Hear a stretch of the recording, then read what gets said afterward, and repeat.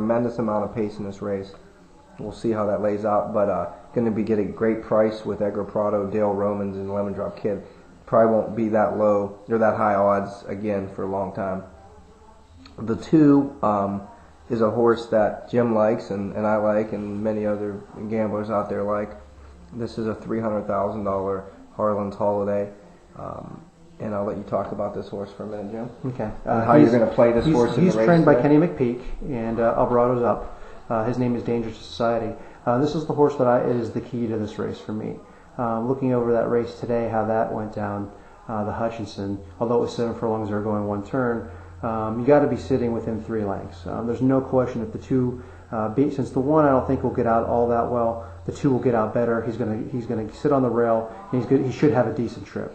With that being said, he also, similar to the Bruce and Autumn, comes out of a race at Gulfstream, mile and an 1/8, allowance $42,000, and you know, if you looked at that to see how that's, anybody got a chance to see that online, is very impressive. Now you take the fact that Alvarado, of course, stays, and this is his Derby horse, I think, and after tomorrow, I think that'll be the case. He's basically losing 8 pounds, going from 122 to 114 pounds. I think that's very impressive. I do believe that this horse has the staying power, and also will be the winner. Now, that being said, the 3 horse next down, I look at that horse as being, you know, although racing some good races certainly in Canada, I look at that horse as not having the speed. Although it has early speed, that horse very well could set the pace. So as far as that to be said, I think as far as being out of Lionheart, certainly has the capacity. I don't think it's a mile and an 1/8 horse, so I don't play the 3. As far as the 4 horse, Saratoga Sinner, I think that horse is an interesting horse. Yeah, it has a real similar stat line to Danger to Society, really. Same sire, same price range, same type of workouts, coming out of the same races, very similar speed figures. Could turn the tides. Was actually the favorite in the last 2 races, one of which included Danger to Society beating him. So he stands to move up. Second race back. But he actually didn't beat Dangerous Society, but he. No, I'm saying he was the favorite in the race that Danger to Society won. You know, by a length and a quarter or whatever it was at Churchill. And it looks like that was a heck of a field. I think in that one, every time you can get Eddie Keneally, who's doing the training job here hasn't been as stout as the one in Kentucky. But anytime you can keep Julien Leperreau the way he's been riding, and you lose 8 pounds. Going from 122 to 114. He's got a shot. This horse can move forward, definitely. The 5 horse we were talking about a little bit. Here's another interesting horse. Probably more of a turf horse or poly horse, but this is an AP Indy. Coming out of a maiden victory on the turf at Gulfstream in a pretty good time. But again, El Crespo, if he wins, we get beat. Right. I mean, there's no doubt. I don't know what El Crespo means, but if he wins the race or hits the board, we'll be talking about him in the future. But moving along, we got a Smarty Jones. Smarty Jones is one of the new up-and-coming sires. We're going to see how his progeny works out. He's been a favorite his last 2 times out and didn't disappoint either time. Michael Matz, who's going to be sending out Barbaro's brother tomorrow as well.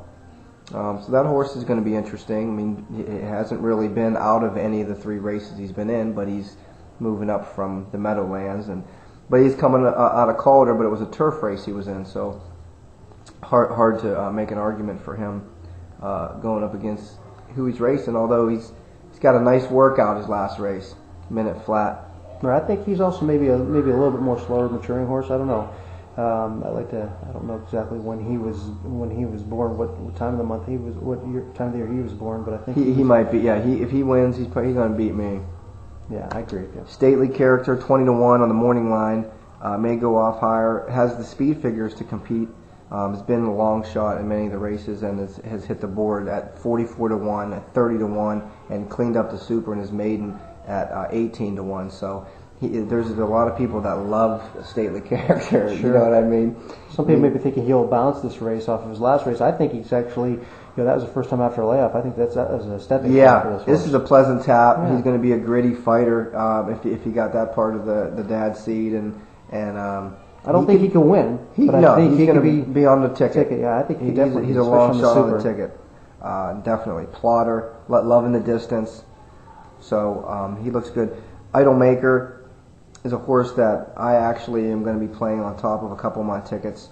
I think he's. I love the pedigree, the connections, jockey and trainer, and kind of watching his last race, he didn't react to the whip coming down the stretch. In fact, he slowed down completely, and I think that if he got caught in a speed duel, which was the first time he was in that position, I think he's going to learn from that. But I think he's also going to improve. So to me, I think this horse is going to be at a good price, and with the connections and the pedigree, I'm going to roll the dice and put him on top of a couple of horses. Then the next horse you got Zito and Garcia. That's going to be, that connection right there is going to just they're going to have a lot of long shot wins in some of these big races. I think that horse is a little bit cheap. Other than like what you're talking about with the 8, how with the Pletcher and Velasquez angle, and then also too the same type of thing. You're losing 6 pounds. You have the Pletcher Velasquez side of things. You got Empire Maker Progeny. I mean that horse already is running a grade 2 out of a Stormcat. Definitely has again been beat. Got beat by Dangerous Society, going a mile and an eighth. So, even though this horse has been a mile and an eighth twice, it seems like as the distance get a little bit longer, even though he's out of Empire Maker just right now, he just doesn't seem to have it figured out this early. That's the only thing I'm going to say about this horse. I think he's a very good quality horse. I don't think he wins though tomorrow. 9 horse, yes, the 9 horse. I agree with JD completely. Although you have the Zito and Garcia who are real good at long shots, this horse certainly. I think all horses all have a shot. But here, I just don't know if he's a winner. All right, that brings us to Westside Bernie, who has been just lighting the track up, got bullets all over the place, and ran a gritty race in the Delta Jackpot. He's the #1 prime power here on the Brisnet program, and has a great late kick. If he doesn't get the right pace and gets compromised from the outside post or something like that happens, he can have problems. But he looks to be very competitive in this race. I like the 10 as well. I mean, you can't argue with all the nothing to bullets. knock. Yeah. I mean, it's it's one of those types of horses as well that is only going to get better with time. There's no question about that. Trio certainly stays on this horse. Probably very excited about its opportunities. Again, we'll see what a mile and an eighth does here. Bernstein is just he's having his offspring. Has he run a mile and an eighth yet over there? I can't. No, he has not. Yeah, so it's one of those horses that we were talking about earlier. That this horse is certainly a good horse, but is he a mile and an eighth horse? Again, right. Can't express that enough. Mile and an eighth, it separates the horses. That's for sure. And then it brings us to Beethoven, who Sky Mesa. I mean, this horse is. I think it's going to classy horse. Yeah, it's a very classy horse. I think he's going to do better at the longer they go.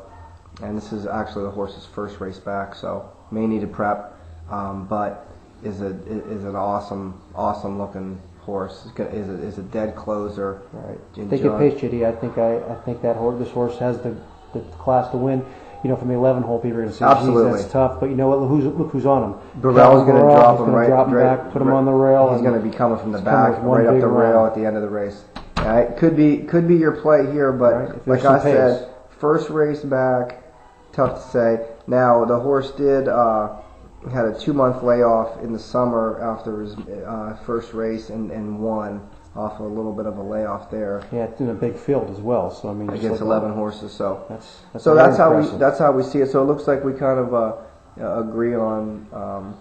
We think Dangerous Society is going to be a contender in the Triple Crown this year. Mm-hmm. I think Idolmaker has the possibility to go up, and I think that the horse will be an overlay. I think his odds go up from here. As I look at this field, this is a heck of a field. Westside Bernie looks to be an awesome horse, and has another. He's a late runner. I mean, right. could win if the pace is right. So that's how I see it. I agree with you. I like the 2 horse almost so much that I could even maybe possibly solo this horse. How I'd probably bet this race, I'd probably bet the 2 on top of 3 horses on top of an all, and then I put those 3 horses on top of the 2 with all. I'll give those numbers to you right now. First bet I would make, I'd put 2 over the 4, 8, 10. I'm sorry, 4, 8, 11 with all, and then I'd put the 4, 8, 11 with 2 with all. So that's how I'll probably play this race. And good luck.